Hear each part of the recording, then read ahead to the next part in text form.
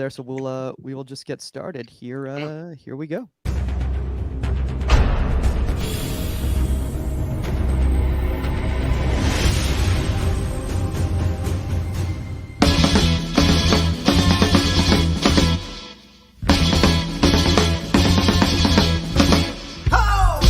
Welcome to Inside the 18. I'm Michael Magid, live from Hollywood, California. With me, you know him as someone whose USL championship season has finally ended, Las Vegas Lights goalkeeper coach Omar Zeenni. And joining us, this guy does not need an introduction because I think he might be the person who's been on this show more than any other guest. Guys, leading Sports Psych, you know him as the host of the Sports Psych show. Dan Abrahams is back. What's up, man? Hey, how are you guys? Oh, man, I'm excited about this, man. I mean, honestly, it's so funny because like Omar and I, we were just talking before the show started just about, you know, and not to give away the topic or everything like that, but, you know, just set pieces, man. I mean, it's like how many games are won and lost on set pieces, right, Omar?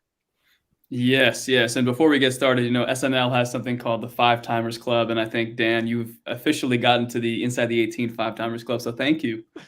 Awesome. What do I win? You know what? In the episodes when they bring the fifth time host out, they have like a golden bathrobe, I think it is. So I mean, when next time we see you, maybe in Kansas City, we'll get you a golden bathrobe. We'll figure it out. We have to get him something for Kansas City because we absolutely will do a show in Kansas City, and then that way we can physically, as opposed to virtually, give you something. That absolutely. Well, to be fair, I have already got a golden bathrobe, obviously. Okay. So made of gold. So some kind of crown or slippers, golden slippers, to match my golden bathrobe. How about that? Say less. We'll make it happen. Golden slippers sounds solid, man. I mean, not actual gold. Like you're not. That'd be a little heavy, right? Like we're trying to talk something more like gold plated. I'm not too demanding, so yeah, just you could throw in a bit of gold plating, absolutely, but you know, just some nice slippers in a golden color. That's fine, or just buy me a pint. I'm got it. I'm easy to bribe that way. Well, Dan. Before we get started with everything, I mean, obviously you've had a lot going on, you know, this past year, and obviously Spike Show has been fantastic, and I mean, your subscriber base is just going through the roof when it comes into your LinkedIn and all your social media and everything like that. Why don't you kind of catch up everybody with what you got going on? Wow, what have I got going on? From a consultancy perspective, just continuing to work closely behind the scenes. I'm blessed to work with some of the best players in the world, so I'm getting the opportunity there. Quite a few goalkeepers in England here, but again globally. My online academy is going great. The Dan Abraham Soccer Academy, aptly called the Dan Abraham Soccer Academy, and that as the name suggests, it's an online offering, and we've actually supported 23 college programs this past fall. And they've had there's been some good, exciting success there. What else? Yep, carrying on with the Sports Psych show. Loads and loads of writing, getting articles out there every single day, and just having a really cool, fun time with it. Doing a bit of a consultancy gig behind the scene with a very good club, which will remain nameless at the moment. And some potential exciting opportunities coming up in the next year or so internationally. So, yeah, I'm enjoying it. That's all I can say. Whether I'm being any good at it or being effective isn't for me to say. Probably deeply ineffective, as some might say. But you know, I do my best. I try my best. I think it's very effective. And by the way, my favorite thing is when you say internationally, because I'm thinking some exotic location and you're like, yeah, Kansas City. I'll be in Kansas City in January. For me, that's international. So, well, I am coming to Kansas City. I'm really excited. Never been to Kansas. So that's so cool. Just booking my flights at the moment. There is actually one very exotic international location. Again, I can't the unfortunate thing about being a sports psychologist is the vast majority of work you have to keep confidential. So I can't. It sounds really posh and really like a bit Mission Impossible, doesn't it? And I'm not trying to be obtuse about it all, but I actually genuinely can't talk about it. But it's actually quite an exotic location. Not that I'll see that exotic location. I'll just see my laptop and the Zoom screen. Basically, that's all it will be. But there might be some palm trees in the background. Let's just say that. Well, that's better than the locations, Omar, that you've been traveling in your first USL championship season, because you experienced your laptop in exotic locations like Tacoma, Washington. Tacoma, Vegas. I mean, it was a year. I mean, I think I'm going to need to sit down with Dan and have a conversation after the year that I had. So we'll discuss it. We'll discuss it. You say that, but to me as an Englishman, I mean, I love America, and I there's lots of places I haven't been to, obviously, and that sounds awesome. Vegas, come on, awesome. It's honestly, it's good when the environment around those trips are great, but it's unfortunate some of the losses we had this year, and it's like emotionally you want to exert, like I want to have fun and I want to explore the city, but when you're losing, those moments I just can't get it out of myself. I can't fake it. Well, Omar, it just sounds like you guys need a good sports psychologist for next season. So, what do you reckon, Michael? I honestly, I was actually about to go there because I was going to say the fact is like, so to Dan, to try to catch you up, Omar has been working with Vegas Lights, with a lot of you guys know as LAFC too. And being with a reserve team, Dan, I believe has its own set of challenges for the coaching staff when you got a 12-year-old working with a 27-year-old one day, and then the next day you got a guy from the first team coming down, and training and doesn't know any of the guys. And it's obviously kind of a topsy-turvy thing. So maybe before we kind of start everything off, maybe we could give Omar a little bit of advice after his first professional season on how to handle it from a mental standpoint moving forward. Okay, well, don't put me on a spot there at all. Then let me start with a classic scaling question then, Omar. On a scale of 1 to 10, with 10 being awesome and 1 being awful, how do you feel you coped with things mentally? Oh, I would say probably like an 8 or a 9. Like I'm a very positive person. So if one basket is negative, I can find another opportunity to get positive. So I feel like that was a good entry point to test that method. And so, therefore, let me go down another avenue on a scale of 1 to 10, with 10 being awesome and 1 being awful. Where do you think? And again, obviously, we're going to be on air here, so I don't know if this answer is going to be politically correct. But how do you think other people in the team or organization coped with the mental side of things? Because you're talking about losses.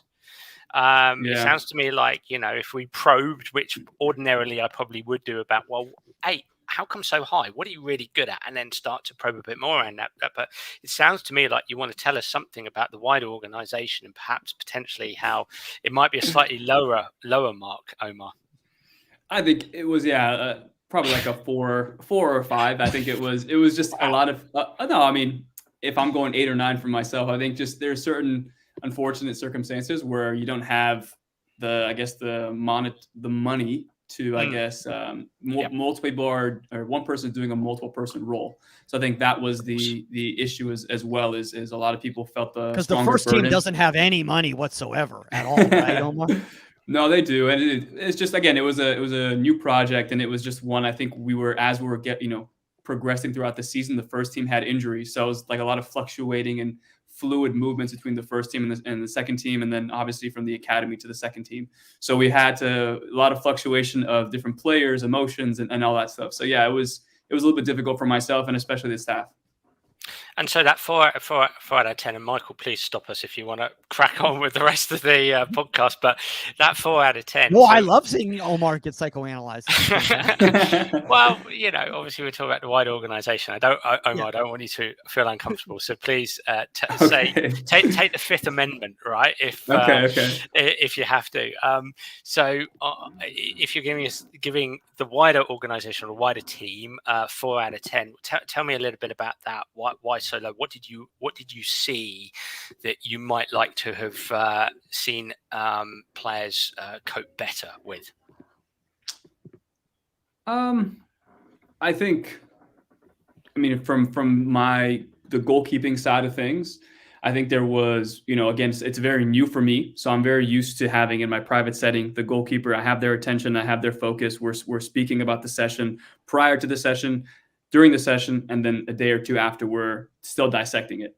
And then this year we had issues where, some movements with the first team and their goalkeepers, and our starting goalkeeper became essentially the starting goalkeeper for the first team. So we brought someone else in, and then he became our starter. And the first team said, well, we only have 2 goalkeepers, so we're going to use your goalkeeper as a training goalkeeper. So now that element that I am used to, I don't have it anymore. I only see him a day before the game. And then at the game, and then the next week, the cycle returns to normal. He goes and trains Monday through Wednesday, then Thursday with me, then Friday game, and then Saturday back with the first team. So it was just one of those things where I wasn't used to it. So emotionally, it's like a very, am I buying into this because I don't get to see the guy anymore? Or do I find different ways to stay connected to this person while they're with the first team so that when they come back, that bridge has already been built? Yeah, no, I appreciate the challenge there. And I love what you said. You posed the idea of finding different ways under the rubric of thinking outside the box, right? But just finding different ways to stay connected, as you said, that social cohesion, and probably also trying to garner feedback around what's going on at the first team level. How he's doing, what he's doing well, what he feels he can do better, the experiences he's had with you. How does that translate to his training? How can you be?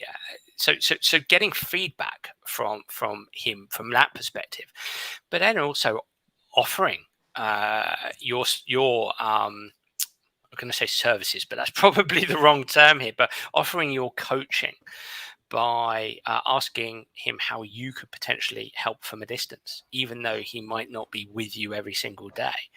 What can you reinforce for him? How can he benefit from your voice, your wisdom? Not that you'd necessarily say, how can you benefit from my wisdom? But yeah, asking him, how can you be involved here? Do you want me involved? How can I be involved? That's going to help you. Yeah, I think that was probably for me. Like I said, it was probably taking more of an initiative to speak with the first team goalkeeper coach and say, look, these are the things that I noticed over the weekend. If you can put some sessions together, or in the sessions as they come out organically, these are the things we saw over the weekend. If you notice them, obviously be assertive and coach them through it. But if you don't see it, or you see it and you want to have a conversation with me and get my opinion on it, let's do that. So I feel like, yes, I think you're right, though. I think it probably could have been more synergy with the initiative that I personally take. Yeah, I mean, there's no judgment there. It's just such an interesting conversation, isn't it? Because it's such a human challenge when you've got the change of personnel week in, week out. And it's something that I have experienced when I've been consulting with, let's say, Premier League clubs. And it happens all the time because what at least the environments I've been in, often the manager or head coach of that Premier League team has wanted to utilize under 23s players for his activities, his training drills, which is completely understandable. And so subsequently, the capacity to flex as a coach, not just with your activities and sessions because they're going to be disrupted, but also mentally as well. It's enormously challenging. And so that flex probably requires talking to yourself, literally, possibly not out loud, but being able to negotiate with yourself. Negotiation with yourself is such an important thing to be able to do, and it's a skill to build in order to adapt, to manage your emotions. And it comes with that territory, doesn't it, when you're with a B squad, if that's how you want to describe it, or an under 23 squad. So it's kind of experiencing the pain and dealing with it anyway, and finding where you can add most value to the organization. It's all that thrown into the mix. But also, Omar, I think for me, it's also when I talk to coaches, under 23s and B team coaches about this, it's also giving yourself space to express your frustration. Probably not in the manager or the head coach's office. I'm not suggesting that, but just to yourself, yes, it is frustrating and it's not going to go away. it's not an ideal situation. And often as human beings, we have to choose, we have to deal with less than ideal situations. It's not going to change. What can I control? What can I do? How can I be the best that I can be in this instance? How can I be better next week, perhaps? And go from there and use them as, to coin a cliche, use them as learning experiences and build from there until one day you are the head honcho, buddy, of the US national team as the goalkeeper coach. So, yeah. Yes. Like you said, there's all experiences. And I think for me, it's getting you out of your comfort zone and then seeing how you are in those discomforting positions, I guess. But then eventually over time, these same moments that like you said, if I do progress into the next role, I know for a fact that the person that's working underneath me and then the person who's working in the academy system, there's got to be that synergy where we all feel as though there's encouragement through a tumultuous season. There's got to be some encouragement. There's going to be ups and downs, but obviously having that pulse now, because I've been there, having that pulse and being able to extend that olive branch and say, look, this is probably where you're going to be. How are things going? And even just a simple question of do you want to come observe the training? Do you want to see what your goalkeeper is doing? Great. Let's have synergy. So I think, you're right, though. It's all learning steps and the big picture. And I love the last thing to say here, Michael. I love what you're saying there because it's part of the psychosocial, the biopsychosocial piece. Managing down, we have to manage up.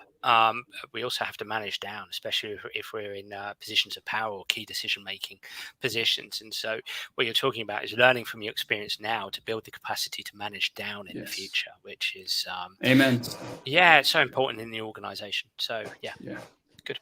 Real quickly, Dan, because I have this question right now, and then we can move on to the topic. Right. But is this something that you find very common with coaches when they're in a reserve environment and they start trying to self-doubt or value what their worth is in the organization because they don't know if what their role is because it's a little vague? Yeah. And I may be incumbent on them is to actually define what their role is within those vague parameters, perhaps. And maybe you have to do that yourself. I mean, you are allotted the title of under 23s coach or B team coach, and that's fine. It's having a clear understanding of what that entails, and what helps you there and what hinders you there, what challenges you specifically got, and behaving, striving to behave accordingly.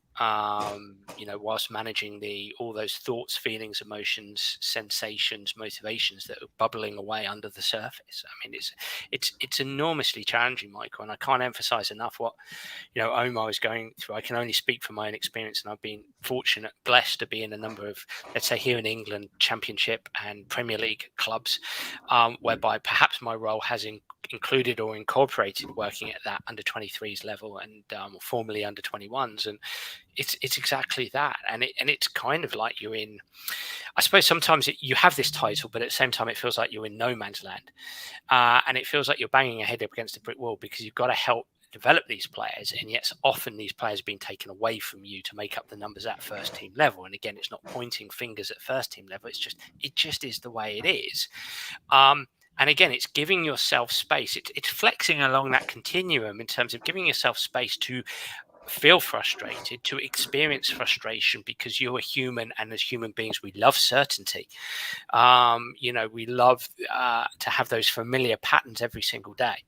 So it's giving yourself the space in the right way to experience that frustration, yet at the same time acknowledging the notion that you've got to be able to flex pretty quickly onto, but I've just got to get on with it, and then take the learning experiences away from being able to adapt your training session pretty quickly as a consequence of losing some players,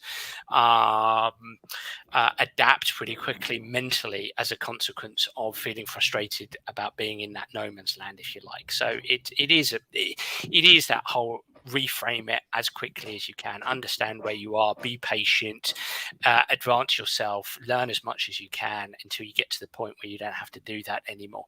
So yeah, I feel like honestly, like Omar, Dan just did this, so you don't have to call me now. So this is fantastic. This is great. It's a good Very well perspective. put. No, it's always nice to get out of your own head and hear a different perspective. And obviously somebody who has spoken to so many different people, and you've heard, I'm sure, every angle of this. So you've been able to have a very holistic understanding of kind of what we go through. So Omar, I've seen coaches throw things at the wall based on suddenly they've lost, and that would be a light example of what they've done.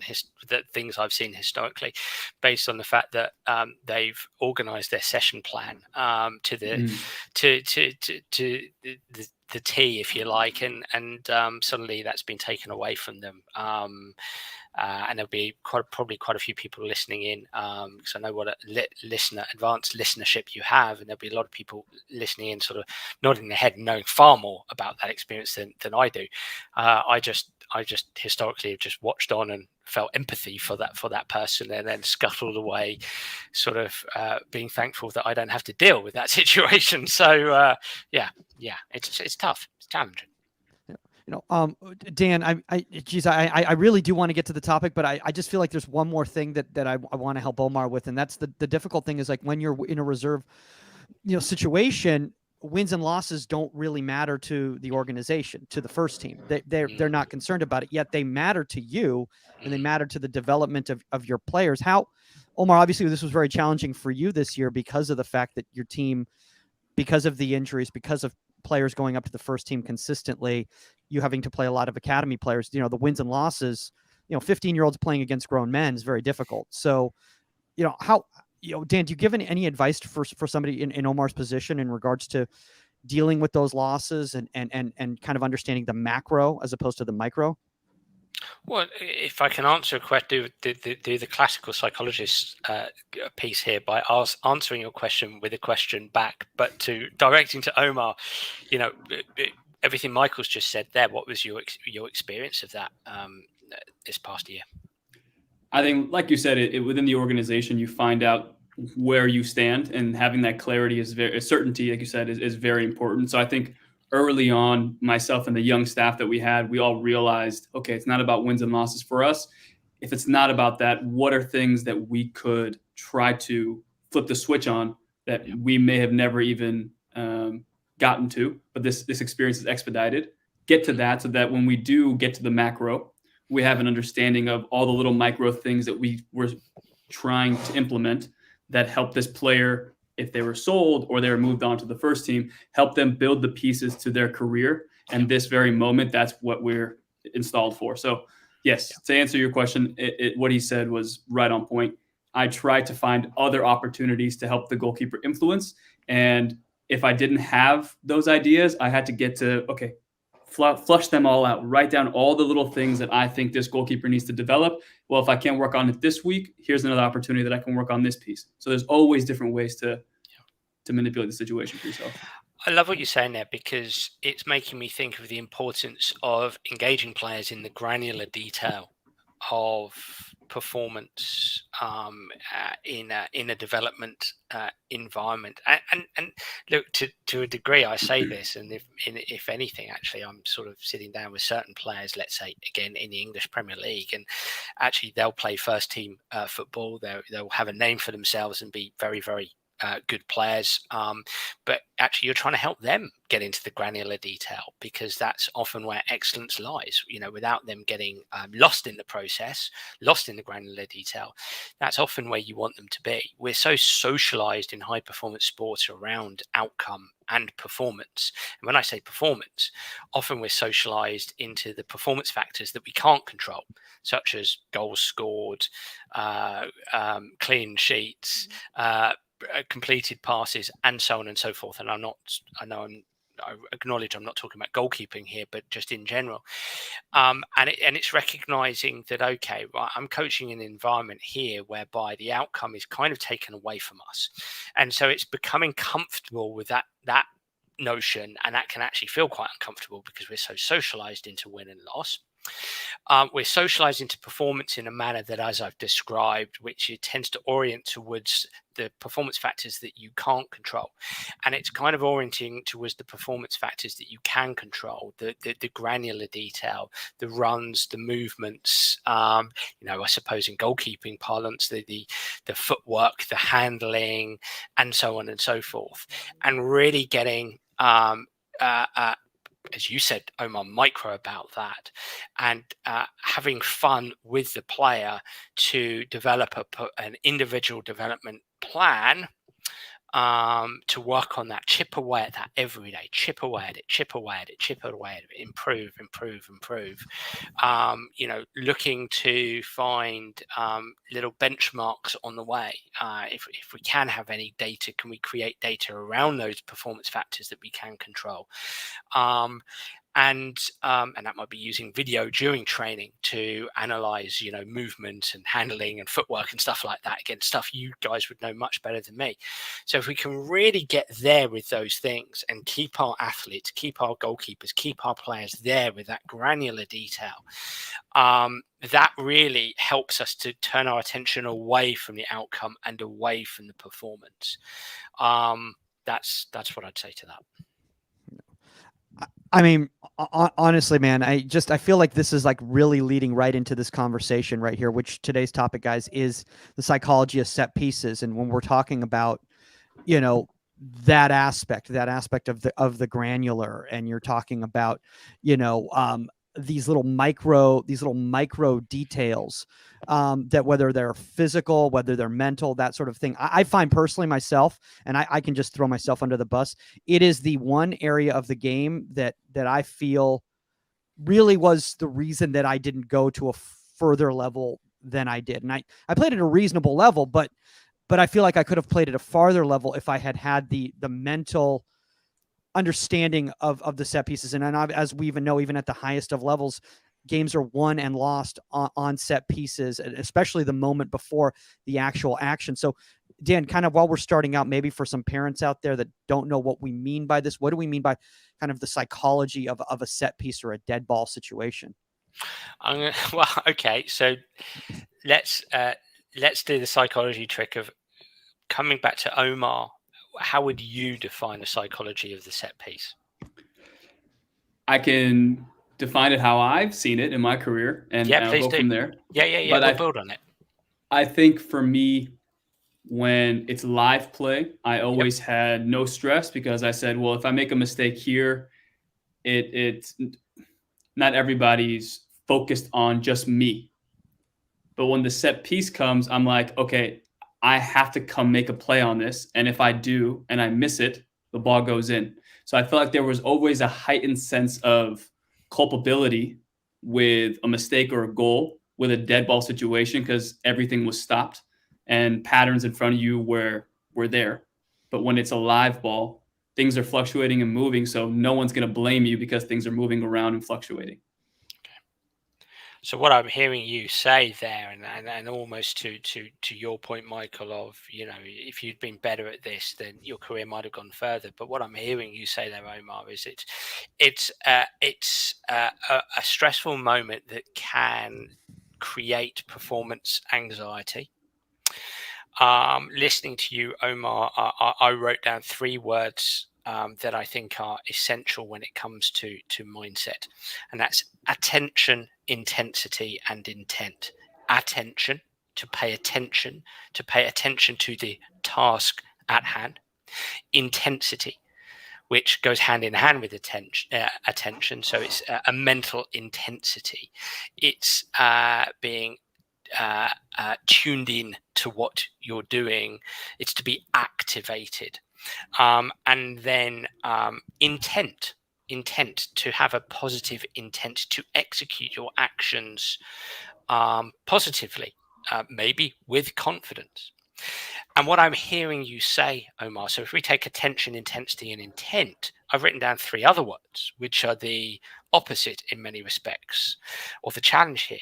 If we're in a stressful situation and we can experience performance anxiety, we can be distracted rather than attentive, attending to the task at hand. We can be anxious, as I've said, and so overly activated. We're not at the right intensity. We're overly activated. Maybe we're worried, we're doubting, we're shaking, we're distracted as well by paying attention to the physical sensation of that.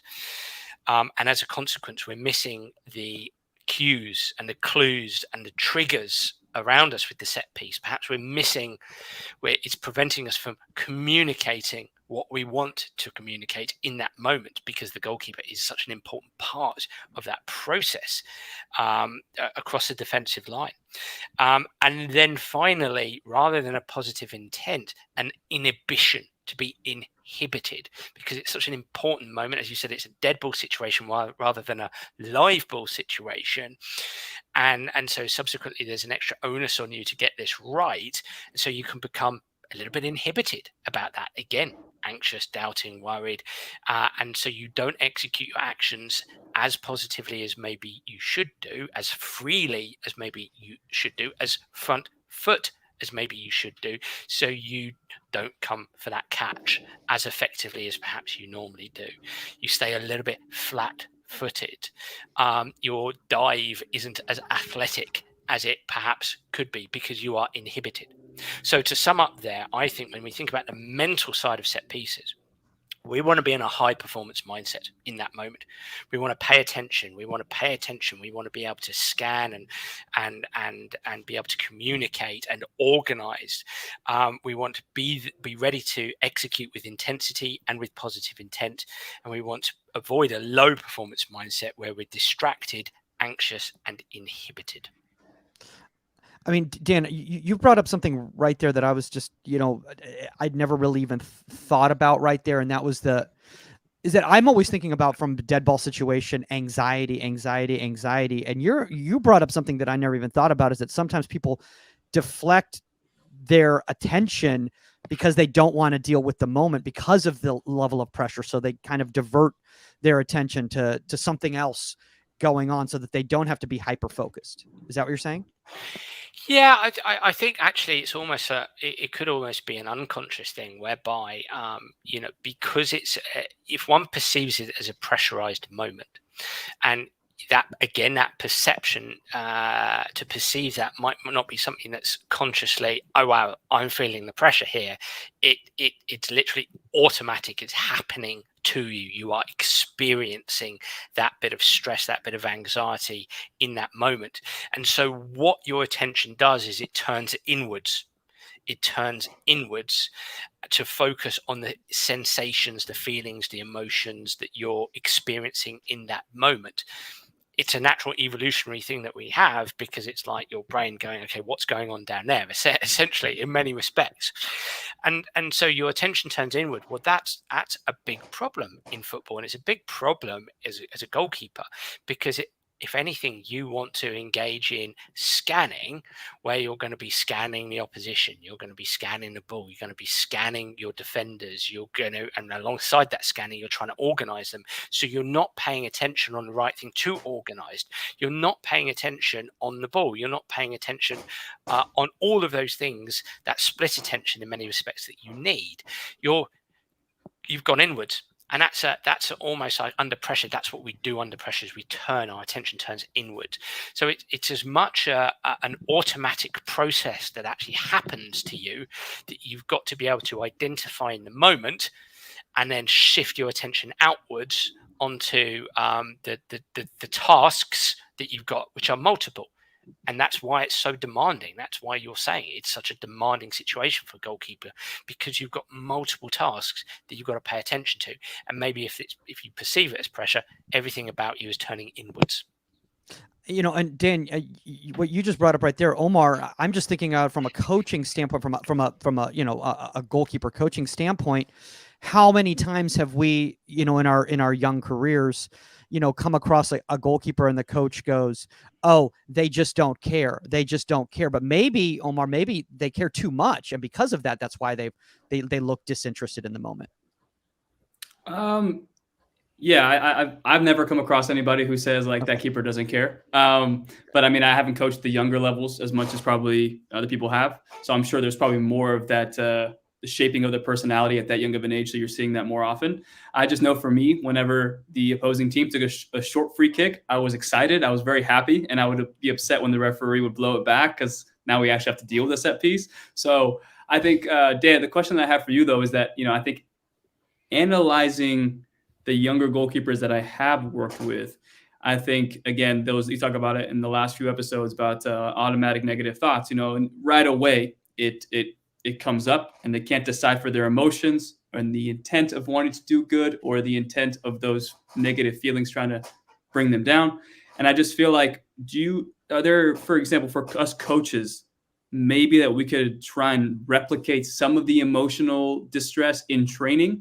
Is that just about repetitions, or because I know there's probably, again, case by case basis, but have you had an experience where coaches trying to develop something like a punishment or something to get those those flares up?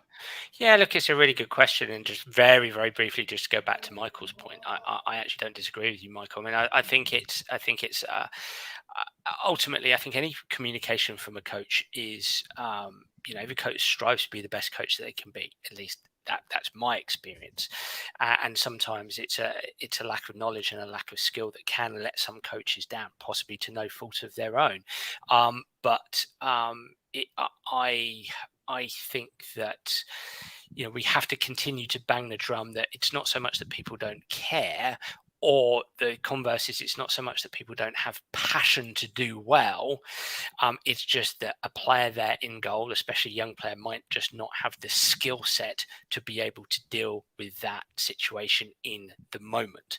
And that goes right the way up to the very highest level. A goalkeeper might not have the skill set, whether it's a mental, technical, or tactical challenge, might not have the skill set to deal with that in the moment. Anyway, I thought I'd say that.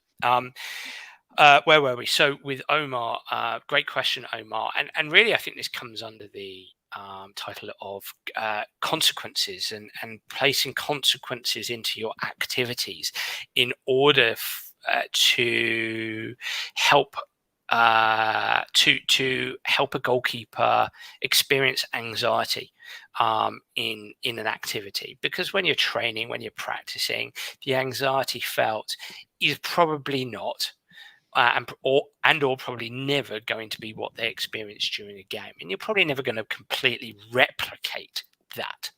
However, you can turn up the volume of anxiety. And I do wonder if historically, just in general, sport has lent itself too much towards the word punishment. And that punishment has tended to be a physical punishment. And that's not to suggest that can't be effective and efficacious some of the time. However, I think you can have loads of fun with consequences, to be quite honest. And I've had loads of fun. I do this a little bit more with golfers, actually, in that world. But, adding consequences into activities is a really effective way to turn up the volume of anxiety.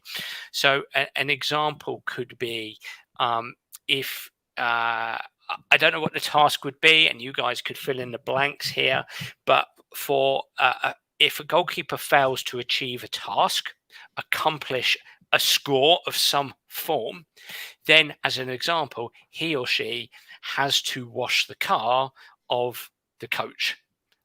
That is an example of a consequence. Okay, you might think that's a terrible example. You might think that's a great example. That is an example which it's not so much that that's going to create nerves. It just that's a nuisance to have to do.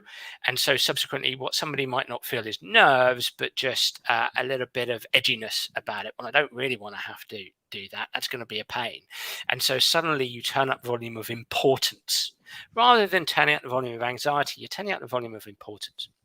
It's really just thinking. So for another example, a more extreme example could be if you've got a group of, and you wouldn't do this for very young levels, but I don't know, let's say 16, 17, 18-year-old goalkeepers. Let's say you've got a handful of goalkeepers and they're playing a little competition within an activity, and the one who finishes last, the others get to write a text message to anybody they want to on that person's phone, for example. Now, you might have some boundaries and borders as to what that text message could look like. Okay, it can't be too rude and it can't be too bad. However, again, you as that goalkeeper, you are not going to want to lose. You're not going to want to finish last, because you do not want somebody to have the ability to send a text message to a friend, a girlfriend, a boyfriend, a parent, whatever it is. Yeah. And so that's going to create some anxiety. Yeah. Last thing to say here is, look, to understand this clearly, if we went out onto the pitch and we did something like that and we said, if you fail in this task, you owe me £1 million, $1 million. This is to caricature this, but you are obviously going to turn up the volume of anxiety massively. So it's finding that sweet spot. It's finding the right consequences that is going to turn up the volume of importance, turn down the volume of confidence, maybe turn up the volume of anxiety. There are things there, and you can have lots of fun deciding what that would be. So that's what I would say there. Yeah, I think again, growing up, and I've said this on like my own personal podcast, like just about how I dealt with, ADHD when I was playing, how I dealt with a lack of, focus in the game. It was trying to dial in my communication, because that was, again, keeping me involved in the game, but also distracting certain things and levels in my mind that were distracting me from the game. So distracting from the distraction, I guess. And I think for me, when it came to eventually trying to get better with set pieces, I tried to find a way where my communication was something that contrasted the inhibiting, I guess, notions of being nervous and those automatic negative thoughts. So I know for any young kids out there, for me, that was a good solution. It may not be for everybody, but finding something that it's a give and take, something to fill in that void. Yep. So and thank you for that. And maybe I misunderstood your question, because you're talking about a mental technique there. So you're using communication to shift your attention away from the feelings of anxiety towards doing a specific task that you could control. And we'd come back to anything from things we've talked about all the time on this podcast, like a game face. I talk in my books about a match script, which I help goalkeepers create all the time. You can utilize self-talk, because if we talk about automatic negative thoughts, ants, as I call them, those thoughts are automatic. Well, the opposite of that is self-talk. You do your self-talk. Your thoughts happen to you. You do your self-talk.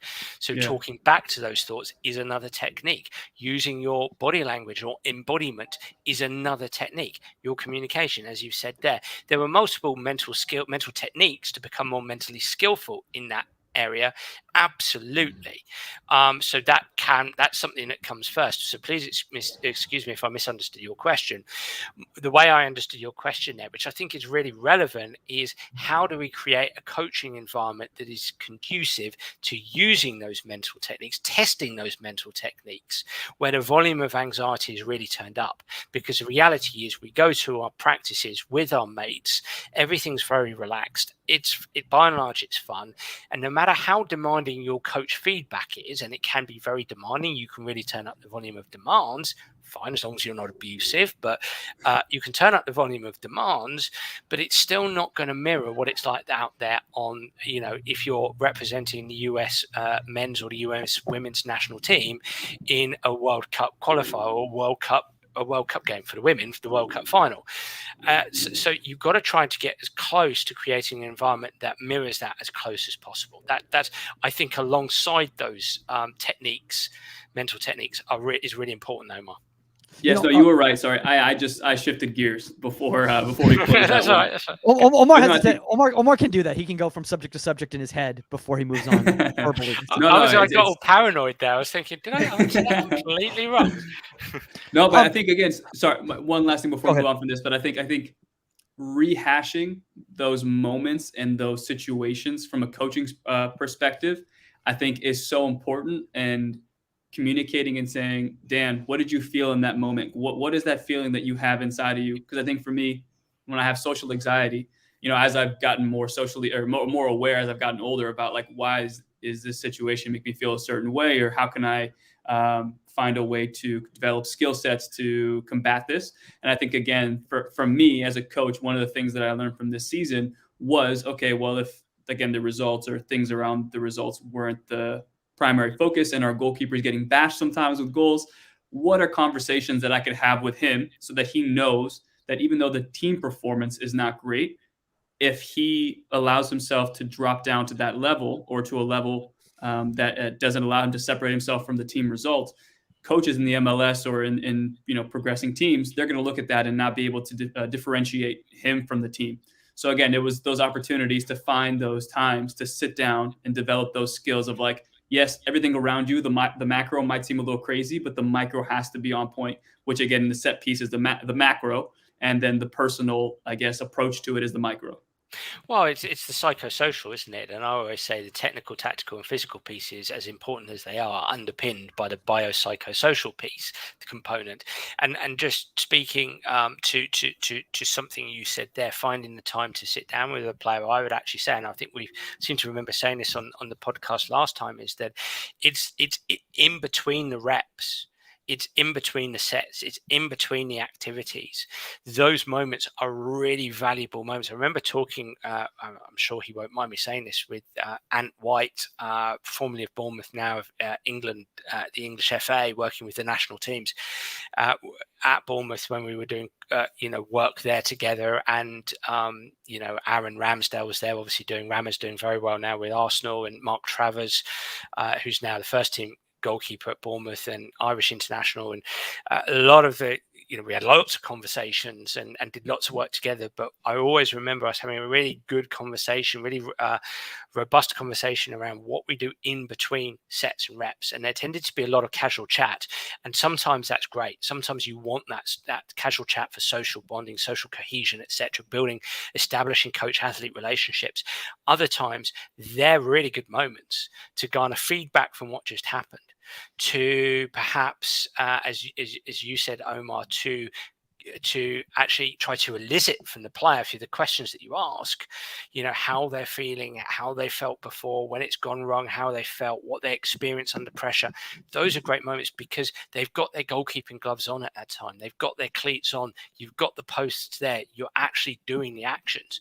So it's not in the dining hall, which you can do it there, or it's not in a classroom. It's actually there. And it might be a minute chat here, 2 minutes chat there in between activities. That's fine. Have those great conversations. I want to do this right now. I want to and I got the permission of Las Vegas Lights goalkeeper coach Omar Zeenni for this. We're going to throw up some Vegas clips from this season on set pieces, and I would love to get your feedback, Dan, on kind of what's going through somebody's mind in these scenarios. And then Omar, if you can kind of break down these plays kind of before they happen so that everybody kind of knows what we're talking about here. Oh, hold on. Let me freeze it here. So first one here, Omar, why don't you walk us through this? Because you know this much better than us. This is against Tampa. I think it was one of the last games of the season. Yeah, it was probably a little dead on, straight set piece, free kick. And we had everybody holding the 18. It's about 45 yards out maybe. And so, yeah, everyone holding the 18, playing a little zone. And then, again, there's a lot of space between the 18 and our goalkeeper, Alex. So there's a lot of space for him to come and influence the play. Now, one of the things I want to bring up right here for people out there who are listening who might not be familiar with kind of the USL is that Tampa is one of the best teams in the USL Championship. They're an independent club that is not associated with an MLS first team, so they're trying to win a title. Vegas is on the lower end right now from a standing standpoint. So this is a massive, you guys are 1-1 with one of the best teams in the USL. This is a massive situation for you guys, Omar. And Dan, I think one thing I want to do, Mike, for this one is explain kind of what some goalkeepers that I've worked with, what they want to see in this situation. And then Dan, you can tell me how maybe we can combat that or develop skills around it. Is that okay? Please. Yeah, I'll try. Okay. For me, when I was younger, in these situations, if the ball was a little bit wider, I would tell myself, I personally would rather have my defenders deeper, just so if I did come and miss the ball, or I came and mispunched it or miscleared it, there isn't as much of an onus or as much of a accountability on my end because I ran into somebody or I was going through traffic. Now, when you have that much space in the way Alex dealt with it here, the 18, you have about, let's say, a 10 to 12 yard buffer of space where everyone expects you in this dead ball situation. That's the goalkeeper's area. Now there's more accountability, and now it's an obvious for the spectator. It's an obvious, this is where the goalkeeper is going to come and get it. So I think for me, it was always like, how can I make it not as obvious by dropping everybody deeper so that it's not my fault if I do mess up, versus here, which is where the highest levels, that's how you're supposed to play it, leave that space open so you can come in and influence it. It's interesting there what you're saying, and maybe correct me if I'm wrong, but as you were speaking there, it sounded like, so the brain kind of works in one of two ways. It works approach or avoidant. It works towards or away from. And I come back to positive intent versus inhibition. A positive intent is focused on what I want. It's approach. It's front foot, if you like. Inhibition is away from. It's anxiety. It's back foot. And so listening to you, and it would be good for you to come straight back at me here, Omar. It sounded to me like you were trying to set up your defenders, or an ideal setup for your defenders was aligned with an avoidant approach, a slightly inhibited approach, because you were focused on what you didn't want. You were slightly fearful as a consequence of that. Would that be a fair thing to say? Yeah, more than fair. So what I would be saying here is that, and when I was a goalkeeper, I was about 13 years old, and I'm quite a small chap. So as you can imagine, that actually ended up pretty badly. Not that height is necessarily everything, but anyway, so I could put myself and look at the world through that goalkeeper's eyes. And here's the thing, and maybe this is a blanket statement about set pieces, as this conversation is evolving, is that we're talking about decision making here. And we're talking about, there's three types of decision making on the pitch that are going on all over the pitch. There's slow decisions where there's a lot of time. And that can be like you've got there, that can be when a defender is carrying the ball out of defense and looks up and has a number of options. That's slow decision making. There's fast decision making where you scan, you look left, you look right, you're scanning, the ball comes to you, you've seen what you scanned, and you immediately play a pass to a teammate that you've just seen. That's fast decision making.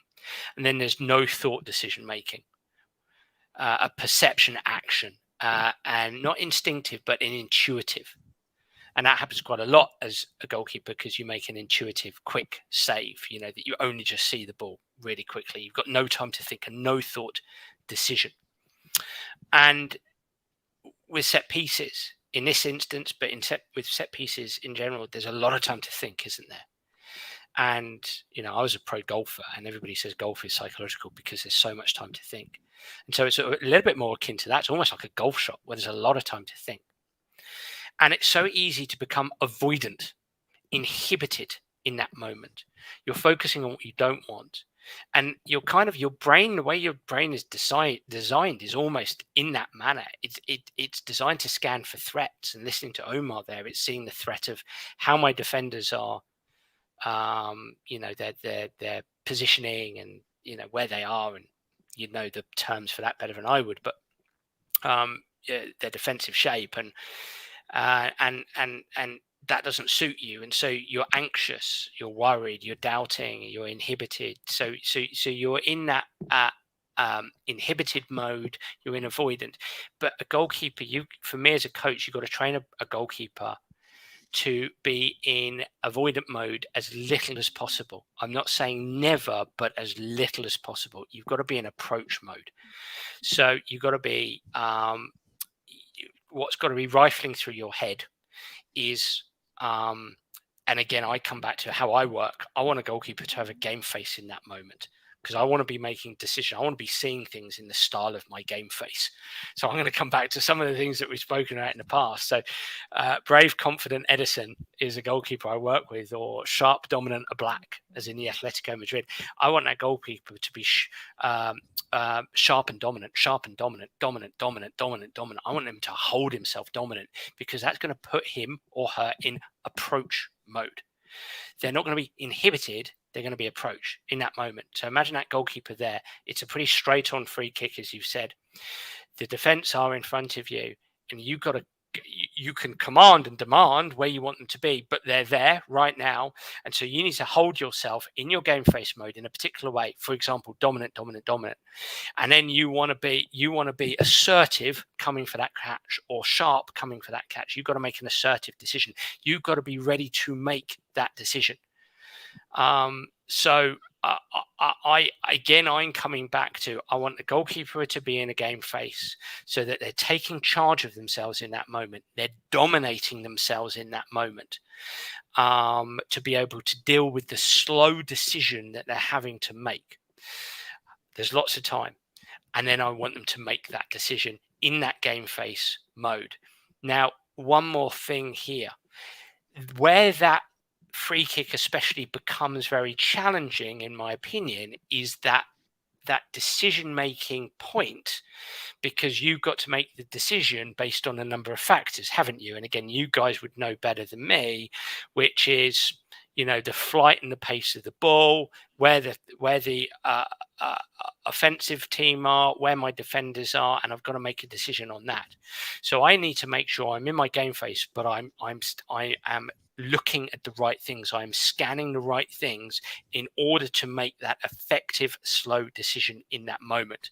So your focus of attention must be external in that moment. It must be scanning players, ball, and making a judgment based on the speed of the ball. I'm guessing the height of the ball. Again, you guys would know better than me, and what my defenders and what the opposition are doing.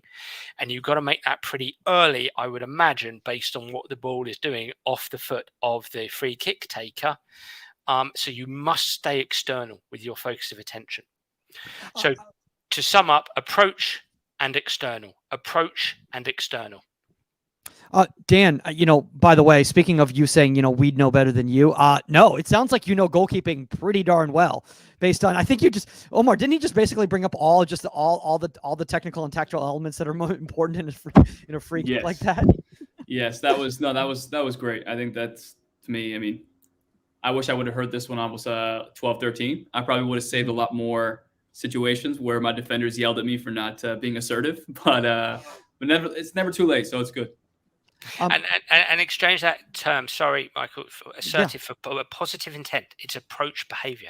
Assertiveness is approach behavior, and that is so fundamental to this. You have to be, and that's why my number one technique is a game face, because if a player can have that metaphor, that picture metaphor, those adjectives, those key words that relate to assertive, that relate to approach behavior, you can set them in a behavioral mode that is ready to make an assertive decision, an approach related decision.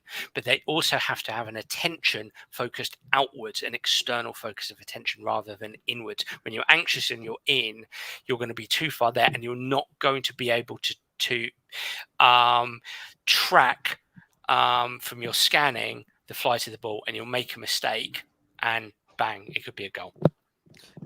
Dan, I want to bring up something before we go on to this next clip, because I was just thinking of myself. And one of the things that I've recognized with myself when it comes to set pieces is that when I don't hold my value based on how successful my action is on set pieces, I'm much more successful on set pieces.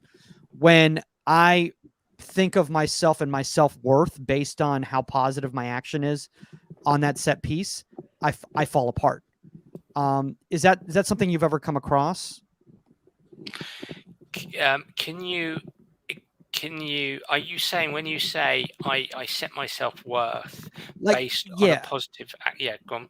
Yeah. So basically, I've just recognized this, that when I don't, I'm not as worried about it. I'm not, it doesn't matter as much. And I know that sounds horrible, but like I care, but I don't care. Like if I hyper care and if I'm so focused on like how I'm going to, if my action is negative, then that's my worth is less. If my action is positive, my worth is more. Those types of stakes, I do worse. So again, I don't know if you've ever come across that before. What the way I can answer that is like this. So the goalkeeper I'm working with, who plays at the very top level of the game, who has a game face of sharp, dominant, a black. We've worked hard on him not giving, I won't swear here, I won't cuss, not giving a damn about performance. He doesn't care about performance. He will still care about performance because that will never go away because he's socialized into that. But the narrative going into the game is, I don't care about the performance. The performance will take care of itself. My job is to be sharp, dominant, and black, is to keep an external focus of attention as often as possible. I have two controllers, my self-talk, my body. I use those to be sharp, dominant, and black at all times. I've got to stay in approach behavior at all times. If I have an ant, I squash it instantly. I will have ants. It's inevitable, but I'm going to squash those as quickly as I possibly can, which is basically instantly. I'm going to be brutal with my mindset. I'm going to stay in a high performance mindset no matter what. I don't care about my performance. My performance will take care of itself. There will be games where I might have an average performance. That's okay. I accept that. But it is unacceptable for me to drop from my high performance mindset to my low performance mindset, or it's more unacceptable for me to drop from my high performance mindset to my low performance mindset. So there's this mental gymnastics going on. Yeah. Whoop. Did everybody freeze? No, I think Dan froze. Dan froze for a second. Oh. Did we lose Dan? Dan, well, you back? While he does come back, I will just say, I think once he comes back, I think the point, for example, Mike, I think you and I had spoken to Nathan Thackeray, and at one point he told me that for shorter goalkeepers, you'd be surprised how much you can actually influence the set piece just based on your positioning. So if you take a more dominant approach by staying a little bit higher and showing the set piece, taker that you're going to be assertive in that space, even if you are a little bit afraid, or you said your approach behavior. If your approach behavior is to be positive, even though you are mentally maybe still afraid or still a little bit have those ants, but if you have that approach behavior where you're a little bit more assertive and you're in that space, you're going to influence that striker as well. There's a domino effect of when you go somewhere, there's a causal effect as well. So I think for me, when you start kind of shifting your perspective of you're the only person burdening the automatic negative thoughts in that moment, other people are as well, you can start really, I think, reshifting and reshaping the way the situation is developing. And I don't know. Well, did Dan freeze again? He did. Oh man. he was about to say something. Well, while we're waiting for Dan to come back, I want to pull up this clip right here. So let's see how this comes up right here. So Omar, this is against Oakland Roots right here. This is 85th minute. Obviously Oakland's up. So you guys are still in a position where you could potentially get a goal and get a point with a big, obviously, rival. This is a massive situation. So kind of walk us through what happens here. Well, I haven't forgot this play, so go ahead and play it. Let me just see it real quick. A little bit of a bobble, but yeah. If anybody has played on that Oakland field, it is tough, man. You could play a straight pass, and by the time it gets there, it could have already moved like 4 or 5 yards to the right or to the left. It's a weird surface. So even here, we're down a man to Oakland. So for us, trying to get that second goal, which we eventually did. So in this moment, Alex, for me, just trying to be positive. Take care of that space, watch his footing, and as he receives it, look for the outlet opportunities. Yeah. So then the ball comes in. Now, this little bobble right here, is that, where we were talking about kind of like, being hyper focused and overly focused and that sort of thing. Is that kind of a moment of freezing in your opinion, or is that just a simple, hands were a little stiff type of situation? Could have just been maybe stiff, but I think to your point earlier about like not allowing your self-worth be so attached to the final outcome or the final decision. And I remember when I was younger too, my goalkeeper coach was super, played that mental game with us again, so that in games we wouldn't necessarily be nervous or, be too worried about the game, because in training he had those high pressure moments for us mentally and physically. So I remember there were times where a ball would get crossed in and I wouldn't catch it at its highest point, and I'd kind of like backtrack to the far post and catch it. And I would come off at halftime and say, Coach, I apologize. I should have caught it at the highest point. And he would tell me, it's okay, Omar. As long as you dealt with the situation, I don't care. You dealt with the situation the best of your ability.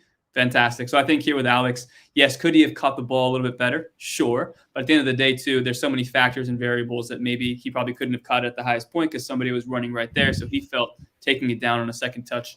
So for me, it's like as long as he executed it, I'm not mad at it. So I don't know if it's a mental thing, but I think he did what he needed to do. So we lost Dan for a second right there. So I don't know if Dan got this clips here. So we're going to kind of play it again. And if you can just kind of give a little bit of context here, Omar, before kind of Dan kind of gets into it as we kind of watch it. Yeah, sure. No, and it's a service in. We're down a man away to Oakland Roots. And, we're trying to obviously go get that second goal. But as we always talk about with our work in goalkeeping is if you have two actions in the play, finish the first one before moving on to the second one. So even when we do exercises in training, even though the second one is an announced service, make sure that you catch the first one and then go to the second one. So I think, again, in this situation, it was one where we wanted Alex to obviously find the outlet opportunities, but he needed to take care of the first one, which he did on a second attempt here on the second bobble. And then he, got us forward on a counterattack opportunity. But I'm looking at the eyes right there, and Dan, I don't know if you noticed this as well too, is that you can see that his focus is on the next play. It's not on the moment, the current action that's going on right now. And I feel a lot of times this is what leads to mistakes by goalkeepers. Yeah. Go on, Omar. Yeah. No, I think yes, Mike. I think to your point, if you're trying to make perfection the goal, and in my opinion, there's got to be some wiggle room up there because if you try to be too perfect in situations, like I told you earlier, I was apologizing to my goalkeeper coach because it wasn't exactly as we trained. But in reality, it's all about results and finding opportunities and ways to get a result without playing your perfect game. So I think in this situation, yes, can we criticize? But for me, there's no value in me stepping in and saying, Alex, you should have done this better. When in reality, it's just like, I took care of it, Omar. You don't have to be so critical, for me at least. Yeah, and I think, Michael, it's a good clip to play because I agree with Omar. I think it's finding that sweet spot between challenge and support in many respects. It's we want to challenge players. I think that kind of clip can be played and just having a conversation about it and probably leaving it there because I agree. Right? The reality is when you're stretching yourself, when you're playing, you're probably going to make some mistakes at some times, and I know repercussions of that when mistakes happen at the wrong time for a goalkeeper or in the wrong way can be absolutely can kill the game for you. So there's an extra onus on that.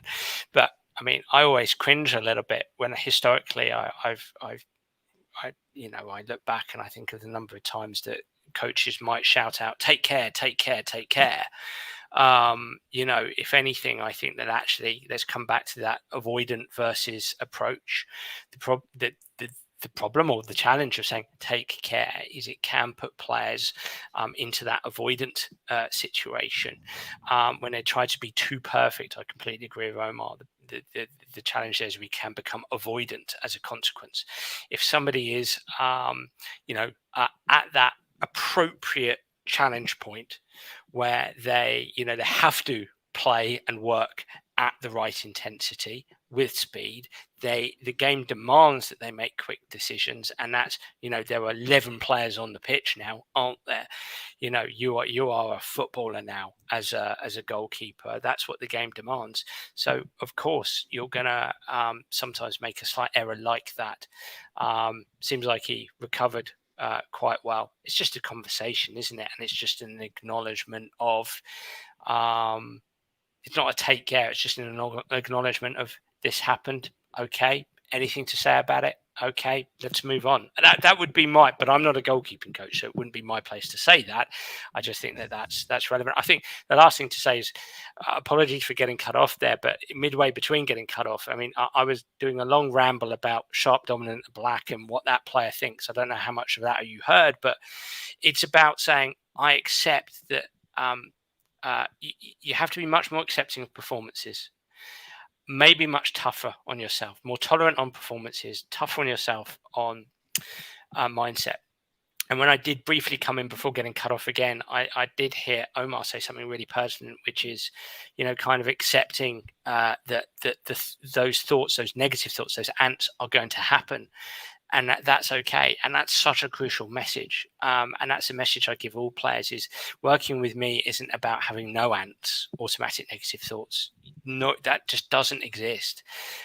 It's about turning down the volume of ants. You have to accept that you're going to have ants, and it's being comfortable in engaging in the right mental techniques or striving to engage in the right frame of mind whilst experiencing ants. That's the ultimate skill. I love what you just said right there, Dan, because I think that's one of the biggest problems that I think a lot of young, as we kind of go into, I think a more of a successful activity right here, Omar, and that's one of the reasons why I want to kind of compare and contrast here. I think we are as goalkeeper coaches, sometimes we're so fixated on trying to make the goalkeeper, always positive, without realizing that human beings just aren't always going to be sure of themselves, aren't always going to be confident. You could be the best player in the world and you're still going to have doubt. You could be Messi, you could be Ronaldo, and you're still going to have those moments of doubt, and I think sometimes that's difficult, especially for younger coaches, to understand, of their younger players. So absolutely, for me, it's sorry, Michael, that's such an important message. It's who's 100% confident all the time, whatever that means. I suppose the one thing I'd say back at you there, or to what you're saying, is thoughts, feelings, emotions, sensations, motivations happen to you. We experience these things. We have to accept that and acknowledge we potentially need skills to be able to deal with it. That's the important thing. Yeah, I want to start with this play right here, Omar. This is the 54th minute. This is against Orange County. This was pretty late into the season as well, too, right? So right here, ball comes in essentially, and in my opinion, this is kind of the difference right here, is full focus on the moment, on the action right now, as opposed to focusing on the next. Obviously, the scenario is different. Obviously, you're not looking to try to get a quick goal to try to draw the score. You're trying to stay level right now, and you're looking just to get your team out of the play here. But this is a long throw-in, which I think a lot of times we forget that throw-ins are set pieces. It's not just dead balls in regards to from striking from the feet, but also throw-ins are definitely these types of scenarios right here. So the ball's played in. Alex looks at it, nice and clean. Boom, simple hold in a big pile. Omar, any thoughts here? Yeah, I mean, if you're a Las Vegas Lights fan and you've watched our games early in the season, you could see that there were two instances against Orange County on this field where they scored 2 goals in the same match, where Alex, I think, wasn't as comfortable and the team didn't have the same synergy with where he wanted the players to be. So there was a huge clutter. And in the first, I think, week of the season, he concedes 2 because he has people on top of him and he can't get a solid punch.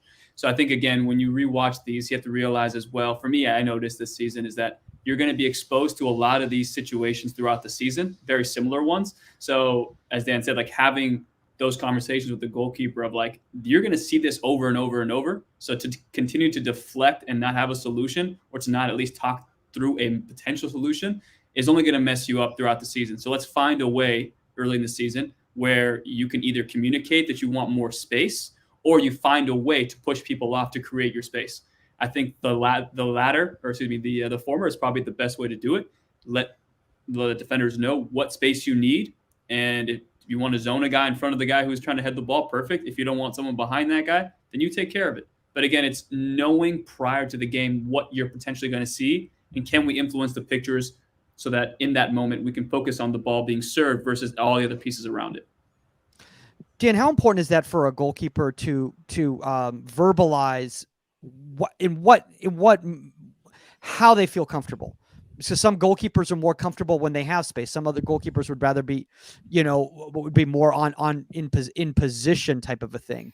I'm personally the type of goalkeeper that, like, when I'm in a situation like this, I want to be able to run into the play. I want to have my momentum, as opposed to being jumbled up with a bunch of people. Alex obviously seems to be okay with this and being able to get people off. How important is it that you know yourself and then you tell people what you want? You know what? The way I'm going to answer this is like so. So, sports people, footballers, are doers rather than talkers. It comes with the territory, right? And the problem there, the challenge there, is that conversation is really important. Great athletes. Funnily enough, I was listening to the Joe Rogan show the other day, which is half as good as your podcast and half as good as my podcast. Clearly, Don't tell Omar that. Has a slightly larger audience base, possibly, certainly than mine, maybe not than yours. But and he said something that's very true, which is, he was actually talking to Dr. Phil, and it was an okay episode. You might have seen it, but they were talking about athletes, and some of the conversations was good and informed, and other bits not so much. But he said that the best, because obviously talking about fighting, because that's his thing, fighting sports, MMA. He was talking the best really think. They really think about their sport. You've got to be cerebral. You've got to be intelligent. You've got to think about your game. And I'm answering it in this way because I agree with that, but also what's lacking, and I can tell you what's lacking in the Premier League. And I know this not because I've been in every single environment, but I've worked with players at just about every single club in the Premier League and the English Championship over the last 15 years. And not enough conversation goes on. There's not enough of a platform for players to start to have a conversation about their game, what they see, what they feel, what they experience. And I get why there's not, because we're quite scared in sport to have that, because we're doers and not talkers necessarily. We like to go and do, and there's a kind of a bit of a fear of overthinking the game and, Dan, stop talking about this, let's just go out and do it. That's a problem. And we don't want to talk too much about it, but we do need to, as an example, Michael, goalkeeper, sit down with defenders. Let's have a conversation. How do you see the game? When you're out there, there's a difference between knowledge in the game and knowledge of the game. And knowledge of the game is the goalkeeping responsibilities that you have related to the game model the manager, the head coach wants to play. That's knowledge of the game. It's knowledge of the game is knowledge of your position as a goalkeeper in general. Knowledge in the game is the game as it unfolds. And every goalkeeper is going to have different experiences about how they feel as games unfold, what they prefer, what they like, what they don't like. And you spelled that out for us, Michael, there in your way. Now, we need more conversations. Now, what those conversations do is they create what we in psychology call shared mental models. Shared mental models. By and large, task cohesion exists, as in we've all got our noses pointed in the same direction around the objective, as in we want to win, we want to high perform, we've got the game model, that's how we're going to go and do it. There's the task cohesion. By and large, that's reasonably good. But underpinning that is a shared mental model. What do we know? What knowledge do we have about each and every player? Their experiences, how they see the game, what helps them, what hinders them, their strengths, their areas they're trying to improve, what communication works for them, what doesn't work for them so much. That's lacking. Again, I understand why it's lacking, but when a team comes along and becomes better at pockets of communication around that, then that team's really going to prosper. So this is absolutely vital, Michael. It's absolutely vital. And what goes hand in hand with that, I'll give you another bit of psychological jargon here, and that's psychological safety, in my opinion. We need more safety in the room for players to feel like they can express vulnerability, that they can actually sit there and say, you know what, I don't love it so much with those dead ball deliveries. I don't love it so much when the free kick is taken out. I don't love it so much with those long throw-ins and the penalty area is packed. It makes me a bit anxious. And I think sport is a long way off that, proffering that or offering that. But that would be like the cherry on the cake, right? But we don't have the cake in the first place. We haven't got the conversations there. We just go out, we train, it's done. We have some banter in the dining hall, then we go home. And we need space for conversation. Sorry. No, I absolutely, Dan. I mean, you're making my head explode here in a very good way, because I never even thought about this before, and we were talking about obviously Omar's as we're wrapping up, and I think this is a great way to wrap everything this conversation up, because I know you need to go, we all need to go, but like, is that Omar, the situation you were in the professional environment this past year with the reserve team and everything like that, if there had been more communication between all the different players on where they've, and being vulnerable and saying, this is what I like, this is what I don't like, this is where I feel comfortable, this is where I don't feel comfortable, it could have led for some more successful situations. No, I think so. I won't take anything away from our first team staff either, or our first team, the head coach and our assistant coach. They had conversations with the players as well. I think for me, I think I probably can, and I will do hopefully next season, is to create that environment now where these players feel as though they can come to me and express themselves. At the end of the day, like, we all do well if you do well. And if I can create an environment where you feel like your guard can be let down and you can tell me things that you need to work on that maybe you should have fine-tuned a few years ago, but you haven't gotten to it yet because you didn't have the, to tell the coach, then tell me. I'll put that in our sessions and I'll continue to layer it. And throughout the season, I'll keep an eye on those situations. So I think it's, Dan, to your point, it's we're more in control of creating that environment than we think. Well, Dan, honestly, we don't want to take up too much more of your time, man. I mean, I know it's getting late over there, but always just unreal, man. I know Omar's got notes. I've got notes. Just always learning, man. I'm just always learning. And I just want to say, from a personal standpoint, a lot of what you've been teaching out there, not just here, but also on your other podcast, has helped me as a men's league goalkeeper now, still to this day, where we ended up winning the championship, and I was MVP of the championship game. And a lot of it has to do with you, Dan. Maybe some conversations with Omar too, but a lot to do with Dan right here. Well, my invoice is in the post, mate. So you can buy me a beer in Kansas. I said that, or get me my golden slippers. Your golden slippers. Well, Omar definitely has. You definitely have to send an invoice to Omar for the whole session that you had earlier. Man, I think like, the last thing I'll say too is I think these are, for me, when we have these conversations, are it sparks ideas for me on a personal level. And I think when I start to think on a personal level and then I expand on that, I realize that, okay, if I'm thinking about this, the goalkeeper that I have or other people that I come in contact with about goalkeeping are also thinking it. So that's where all the ideas begin to exchange, and you kind of start realizing, like, oh, wow, okay, those thoughts that you have, everybody has. And some people are just more bold enough to speak up about it and find solutions. So I think that's where I'm at now, is trying to find my own solutions, but also provide the platform for the goalkeepers that I have to speak on it or to find their solutions as well. Speaking of platforms, Dan, while we get going here, if anybody wants to connect with you, where what's the best way to connect with you right now? Sure.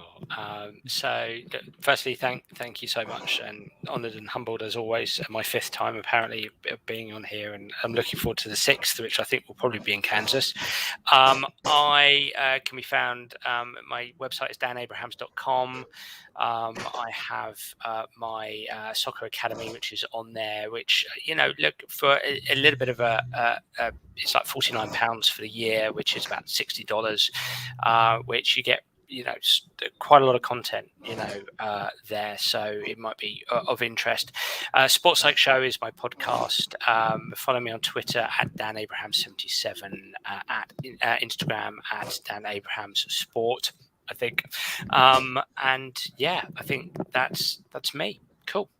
Yeah, and guys, definitely keep following that Twitter feed. I mean, there's just, if you don't have time to listen to the podcast, or you may not be in the financial situation where you can be subscribing, to all the content.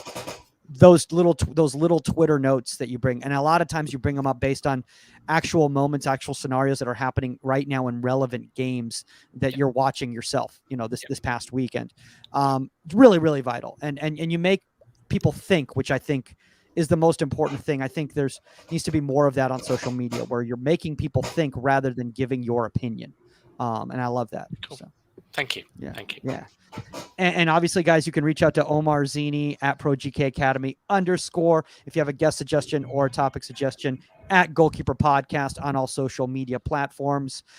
If you want to check out my tour schedule for comedy, michaelmagidcomedy.com, or at Michael Magid on social medias. That's all the time on Inside the 18, and we are out. Later, guys. Friday.